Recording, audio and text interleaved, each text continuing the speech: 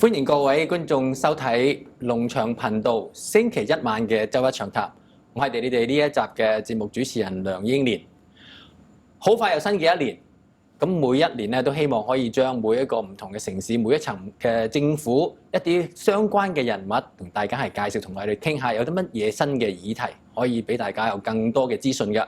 咁今日嘅節目咧，我哋係請嚟列治文市嘅市長馬保定 Malcolm Brodie， 咁啊歡迎佢嚟到咧，同大家係講下列治文最新一啲嘅情況嘅。Welcome to the program, Mayor Brodie. Well, thank you, Ronald. It's nice to be here. It's a new year. It's time we have to talk about something about Richmond. New year, year of the rat. The first thing I want to talk about, many people talk about who is the first baby in the year. So we talk about baby stuff today. Okay. All right. A lot of people talk about Richmond is because of the issue of birth tourism. Many tourists come to Canada not because they want to see the mountain, to enjoy the scenery. They come here for one particular purpose, to give birth. Is it a legitimate purpose to come here as a tourist and then give birth in Canada? Where the problem arises, and Richmond is kind of the epicenter of the issue, where the problem is that if a mother gives birth to a child in Canada, that child automatically gets citizenship in Canada. So it may not be of immediate consequence, but years later, that child can come back when the child is older, get our schooling, the benefit of our medical system, all kinds of benefits without really having gone through any legitimate immigration process. And the nature of the problem is such that statistics show that of the births, almost a couple thousand births in Richmond last year, 1/4 of them were for people of foreign nationality. So it's a very important problem. So for every 4 births in Richmond, 1 is from a foreigner. Yes. That is quite serious issue in Richmond. Now, and also, I think in this Western world, not many countries have this right that when you're born in this land, you automatically become a citizen of that land. Only the US and Canada, not many Western countries have this kind of privilege for foreigners.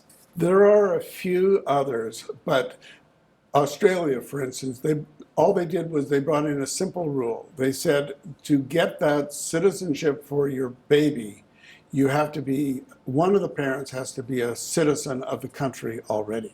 And I think that would solve a lot of the issues, just a simple change like that. And the US has just started to crack down on this kind of birth tourism, but Canada hasn't done anything yet in the federal level.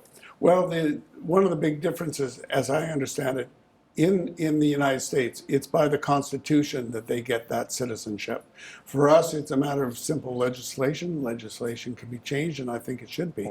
So our city council, we discussed this at committee the other day. It'll go to council this coming Monday, and we're writing to all kinds of people, politicians, asking them, putting pressure on them to change the rules. So you can only ask the other level of government to do something about it. But how about this on a city level? Now, people come into the country, they pick Richmond as the place they stay, and then they book the hospital, probably, and to give birth in Richmond. So they have to stay in Richmond. So is there anything in the city's jurisdiction that you can not regulate, but to discourage this kind of business for the local residents? When we were looking at the Airbnb situation, we regulated for short-term rentals, which are rentals under 30 days. Anything over 30 days is provincial responsibility. It's a Rental Tenancy Act situation. It's not civic. So we can only take a look to the 30-day or less rentals. And of course, the mothers, they don't come the day before their child is born. They come a month early and stay a month afterwards or something like that. So there's very little that we can do in the tenancy situation, in the housing situation, to regulate it. When we get a complaint, our bylaw people do check it out. We look for evidence that there's basically a hotel there. We want them to have a business license, those sorts of things. But there's not that much we can do we need the federal government in particular to change the rules, and it could be easily done. Our former MP, Joe Pescasolido, our MP, Alice Wong, they have both presented petitions to Parliament asking for changes to the federal regulations, and nothing has happened.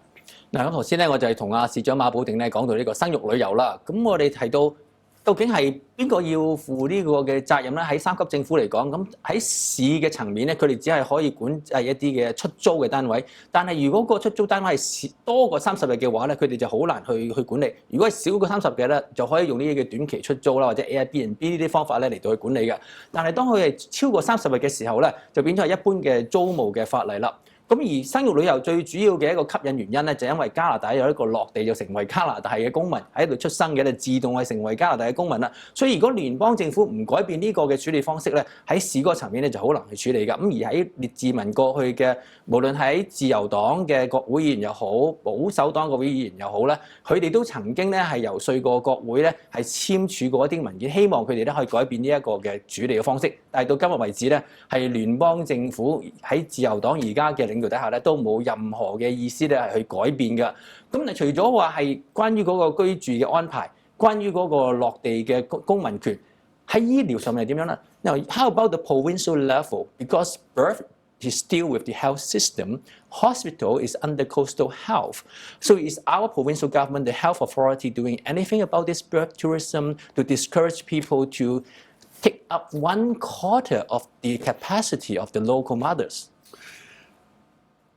The provincial government has some involvement in the matter, but really the answer to the whole situation is to change those immigration rules. Right. If you don't get the automatic citizenship, then you're going to regulate, and you're going to probably mostly eliminate the problem.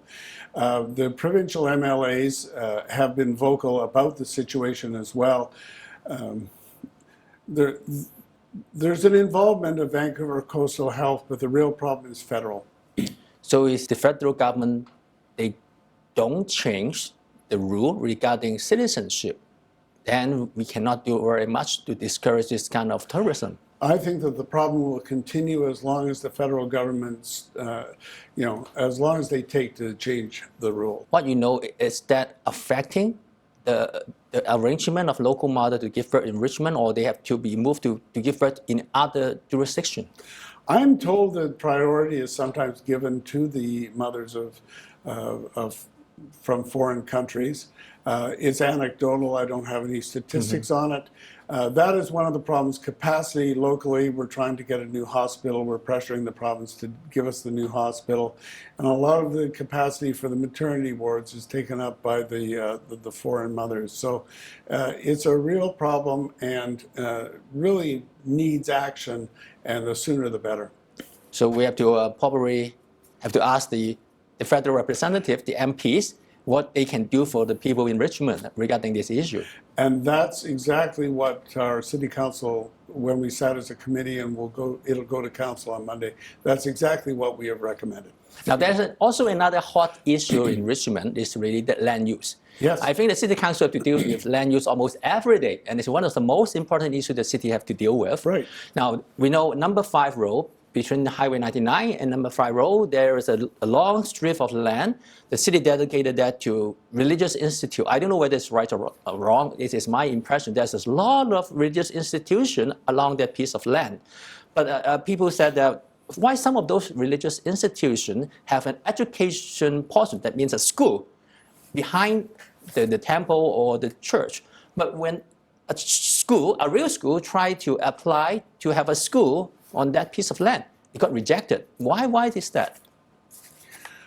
The rules are somewhat complicated, but I'll simplify it as much as I can.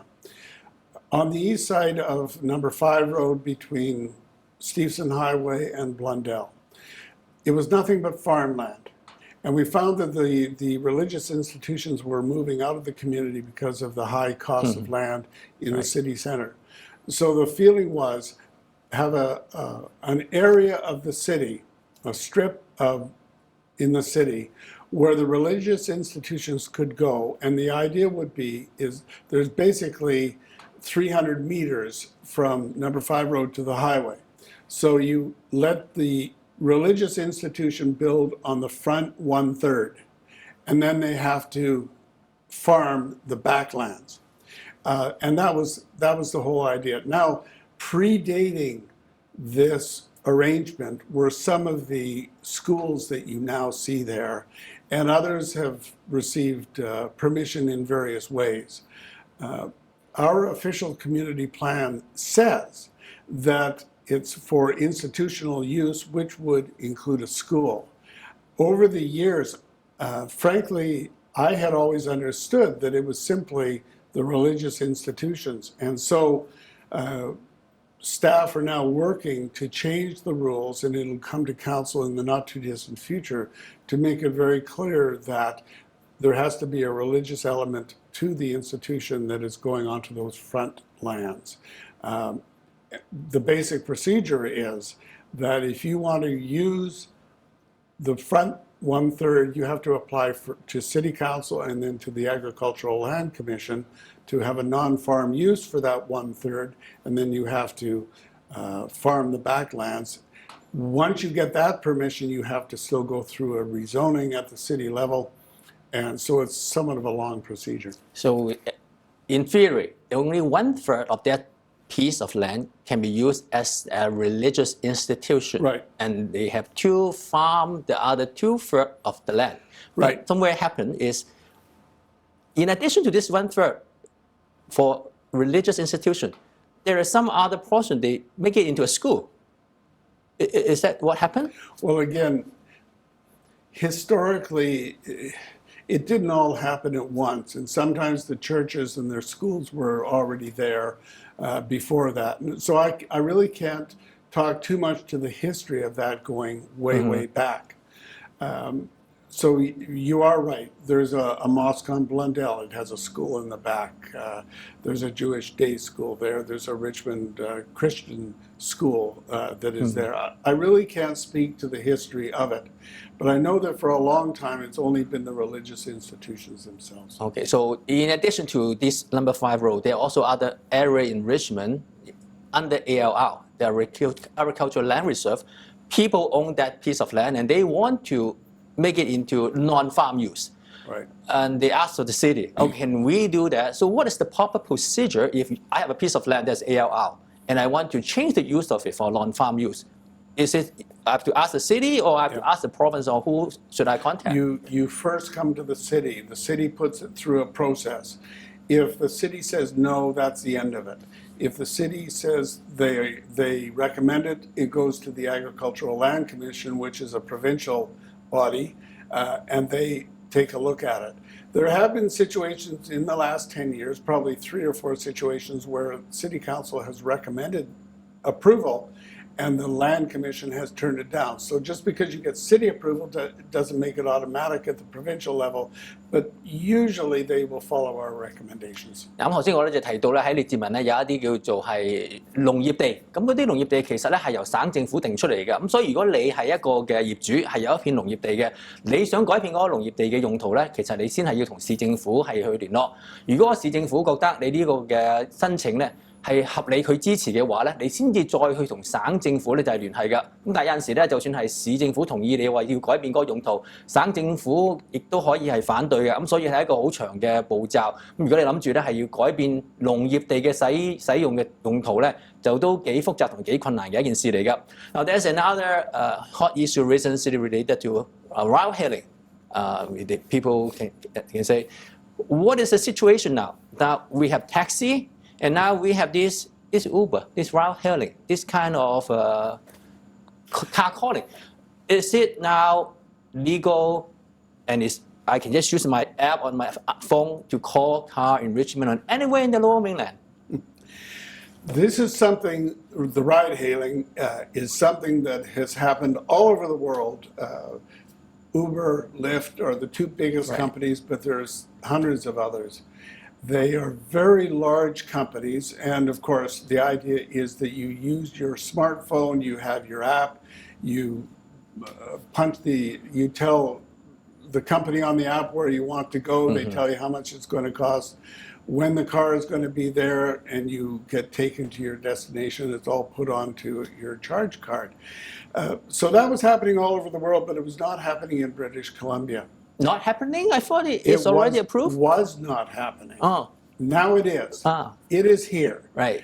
Uber and Lyft have both been approved. There's been a few others that are... Some local company as well. Exactly. There's going to be lots more companies that are going to be approved before we finish the process. But we're in early days. The cities in our region understand that you have to have a business license to operate. The idea is that you can get an Uber in Richmond and go to White Rock or Surrey or North Shore if that's what you want, and then they can pick up in those other cities. So it's going to be universal to go back and forth between the cities, as opposed to the taxis who go from Richmond to the North Shore and can't pick up in the North Shore. They have to come back to Richmond. So we're working on an intermunicipal business license. It will be in place in the various cities within a very few weeks. And there are interim measures right now that allow the Ubers and the Lyft, any of the companies that have been approved, they are allowed to operate. So it is happening now, but it's early days and there's still some procedures to go through. 咁頭先咧，我哋提到另一個話題咧，就係而家嗰啲嘅用手機叫車嘅服務。其實喺全世界好多嘅大城市咧，已經係推行咗10年8年嘅啦。但係喺 BC 省咧，係到咗舊年年尾、今年年頭咧，省政府先至話批准呢種叫 ride hailing， 即係咧我哋呢個用手機嘅叫車呢啲咁嘅軟件服務㗎。咁但係喺BC 省咧去提供呢啲服務咧都幾複雜，因為首先要攞咗省政府嘅審批，然之後咧每個城市咧都有佢啲嘅商業牌照啦，係要攞到先至可以咧係去提供服務㗎。咁到今日為止咧，究竟係每一個城市要攞嗰個嘅牌啊，定係有一個統一嘅牌可以攞咧？仲喺度商討當中。咁當然啦，如果係能夠攞到一個統一嘅牌，一架車喺一個城市接咗人，去到另一個城市，第一個城市又可以接人，咁樣咧就可以令到嗰個交通更加係暢順嘅。咁而家咧只係一個嘅起步嘅時候，就究竟到幾時咧先至真正可以攞到呢一種一個牌咧就可以喺唔同嘅城市去接載咧，都未知道。So you're talking about the business license. So in the past, in the old days, any business want to have business, for example in Richmond, they have to get a business license. Right. In Vancouver, they have to get another business license. Right. So if you have a car, you pick up your passenger in Richmond, you go to Vancouver. You cannot do business in Vancouver. You have to get a business license there before you can do business there. Is that what happened to the taxi industry all along, and they are still under this kind of regulation? Almost. It's just that, yes, if you went to another city, you'd have to have a license there, but you can't get a license there. So if you're a cab in Richmond, there's maximum numbers of cabs in Richmond. You can only pick up in Richmond. You can't, and you can drop off anywhere else, but you can't pick up anywhere else. And you cannot get a license to go into Vancouver and pick up in Vancouver. So if you have a taxi business license in Richmond, you cannot get a taxi business license in Vancouver. That's right. That's right. There's maximum numbers of cabs. It's tightly regulated, and traditionally those licenses have been very valuable and very expensive, and you can't get one for another city. So you're really locked into the city where you have that business license. The whole idea of the ride hailing is to make it universal. So you can pick up in Richmond, you can go to the North Shore, you pick up some of the North Shore, you take them to Maple Ridge. Maple Ridge will take you into Surrey and back to Richmond or Delta and Vancouver. So you're all over the region. That's why you have to have that intermunicipal business license. That's why it's so important to have this license. Administratively, when they get it all settled, you'll go into Vancouver. Vancouver is going to administer the program, but it differentiates from the taxis. The taxis are limited to one jurisdiction. You pick up in that jurisdiction, take the person elsewhere, but you can't pick up a fare there and bring it back. Oh, that's why a lot of taxi drivers calling unfair. Yes. So in one way, ride hailing can pick up and drop off anywhere in the Lower Mainland once this rule has been settled. But the taxi is still limited to pick up passengers just in one city, and they cannot get another business license. in another city. That's right. That is unfair. That's unfair. And another part of the unfairness is that the numbers of taxis in a particular city are strictly limited, Right. whereas the number of Uber cars is unlimited. You pay about $150 per car. You can have as many as you want. The insurance requirements for Uber and for taxis are different. And it's far less expensive to get insurance for Uber, as I understand it. So there's all these differences between taxis and ride hailing. I think that they're unfair, and I hope that the provincial authorities, the Passenger Transportation Board, which regulates it, will bring in changes of regulation to make it a fair situation so they can actually compete fairly between each other. 所以頭先啊，馬保定市長你提到關於呢個手機叫車同埋一般嗰個嘅計程車的士咧，原來有咁多唔公平嘅地方嘅。頭先已經係解釋過啦，關於嗰個商業牌照係其中一樣啦。另外的士嘅數目咧，原來喺一個城市雖然話佢攞到牌照，而且個數量咧亦都係受到好嚴厲嘅限制嘅。但係你叫呢啲咁樣嘅手機程式嘅車咧，冇限制個車嘅數量嘅。另外關於保險啦，原來的士嗰個保險費咧係比呢啲嘅車咧，另外嗰啲可以叫嘅手機程式嗰啲車咧係貴好多嘅。咁所以亦都係提供咗另外一個咧的士司機投訴嘅原因。點解兩種提供載客服務嘅安排咧係有咁大嘅差別？咁而家的士咧就提出啲法律嘅訴訟啦。城市咧亦都係要去處理呢個問題。How long you think it will take to sort out all this mess related to fairness, the competition between taxi and this ride hailing, and all the city are working together just to get one general inter-municipal license for those ride hailing? The Uber cars, the ride hailing is up and running. There are interim ways that it's happening. All the cities are bringing in regulations for the intermunicipal business license. All of the cities are bringing in their own rules of the road, like where you can pick up and drop off if there's any special rules, that kind of thing. Those things are well underway. What's going to take more time, in my estimation, is to have fairness between the taxis and the ride hailing.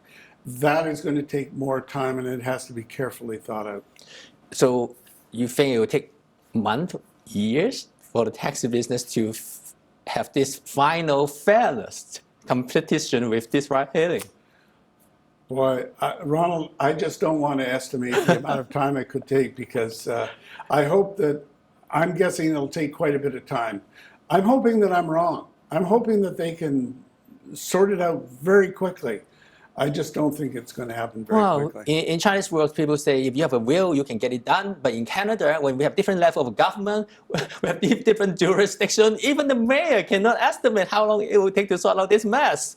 I think right now everybody's concentrating on the licensing and getting the standardization, getting the ride hailing up and running, getting those companies going, and then they'll sort out the rest of it later. That's my guess. But as a fair payer, as a customer, if I can just use my cell phone and see where are those ride hailing, where the Uber, where's the Lyft, and I know how much it will cost me and what time they will come to pick me up. I can see the car coming to pick me up to where I want to go. It's so convenient, and there's so many massive, unlimited number of cars that's going to join this ride hailing.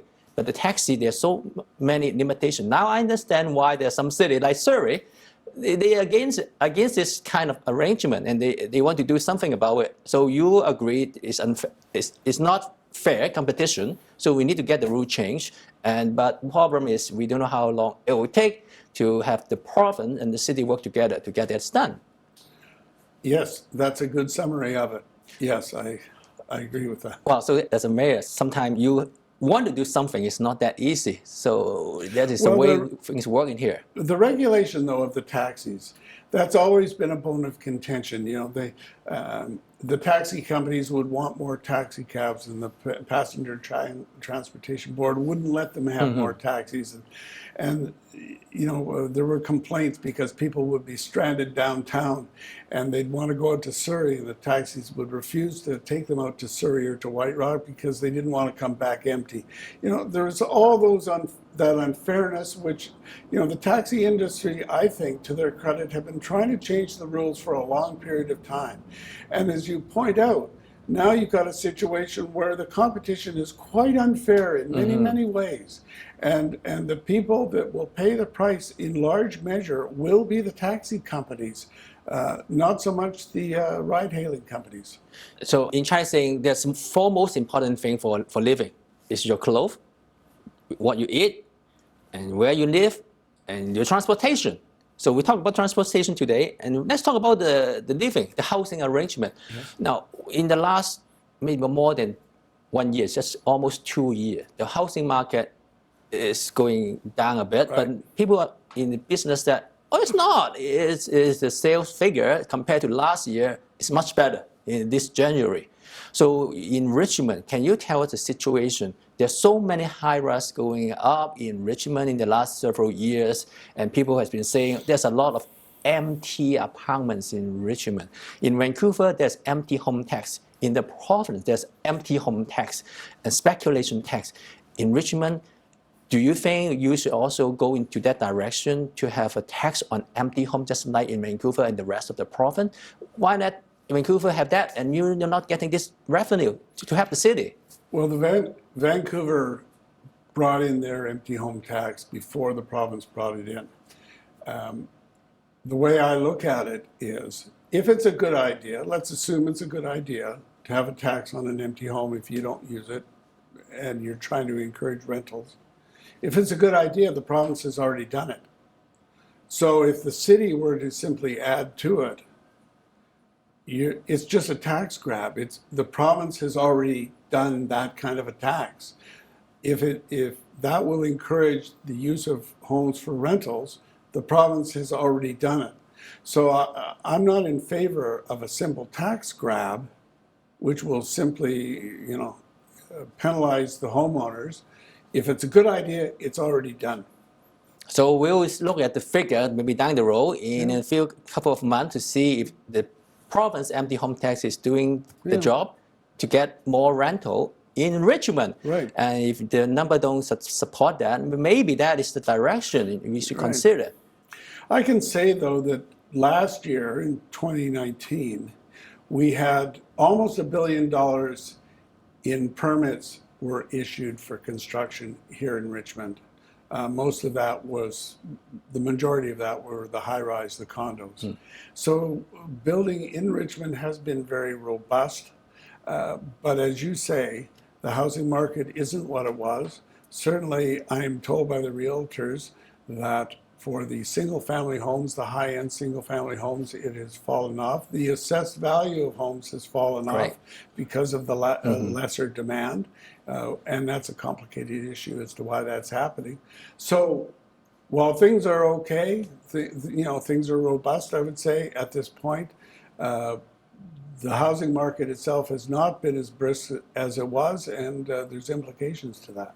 So it's not as brisk, but it's not in panic crisis mode. No. Just go steadily. Everyone wants to have a steady business there. Right. There's so many topics I want to talk to you. You have to come back sometime soon so we can continue our conversation. Anytime, Ronald. It's a pleasure to be here.